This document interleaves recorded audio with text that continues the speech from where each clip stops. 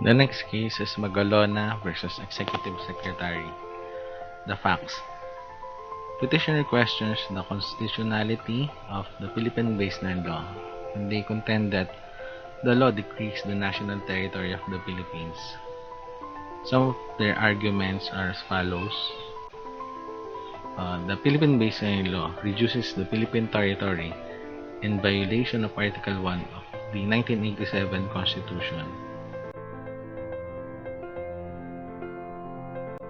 That it opens the country's water landward of the baseline to maritime passage by all vessels and aircraft, undermining the Philippine sovereignty and national security, contravening the country's nuclear-free policy and damaging maritime resources in violation of the Constitution.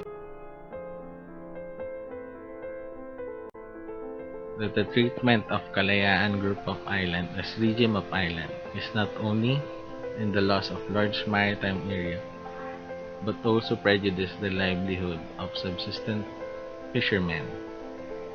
Issue: whether or not the Philippine baseline law is unconstitutional.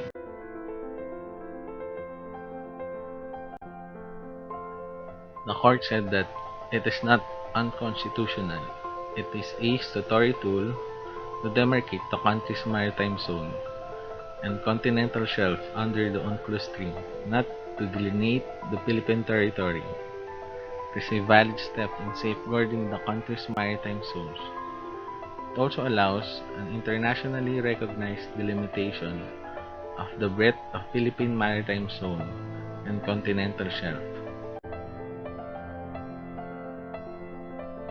Moreover, the Congress' decision to classify the Kalayaan Group of Islands and Scarborough Shoal as a region of island is consistent with Article 121 of the UNCLOS III, manifests Philippine state responsibility of the pacta sunt servanda obligations under UNCLOS III. Next case is Saudi Arabia versus Aramco. This was an arbitration relating to the interpretation of a concession agreement made between the government, the state of Saudi Arabia, and the Standard Oil Company of California. The agreement was subsequently assigned to California Arabian Standard Oil Company, which later changed its name to Arabian American Oil Company, or Aramco. Under Article 1 of the concession agreement, it provided that the company had the exclusive right to explore, prospect, drill for, extract, treat, manufacture, transport, deal with, carry away, and export petroleum. Aramco entered into agreement with regular purchases whereby the purchasers could themselves transport oil from certain Arabian outlets. The government of Saudi Arabia concluded an agreement with Mr. A.S. Onassis and his company, Saudi Arabian Maritime Tankers, or SATCO, Article 4 and 15 of which the company was given 30 years right of priority for transport of Saudi Arabia oil.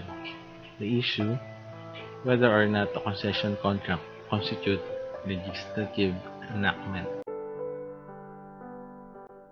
The court ruled, in its capacity as first concessionaire, Aramco enjoys indeed exclusive rights which have the character of acquired or vested rights and which cannot be taken away from it by the government by means of a contract concluded with a second concessionaire, even if that contract were equal to its own contract from a legal point of view. The principle for respect for acquired rights is on the fundamental principles both of public international law and of the municipal law of the most civilized states.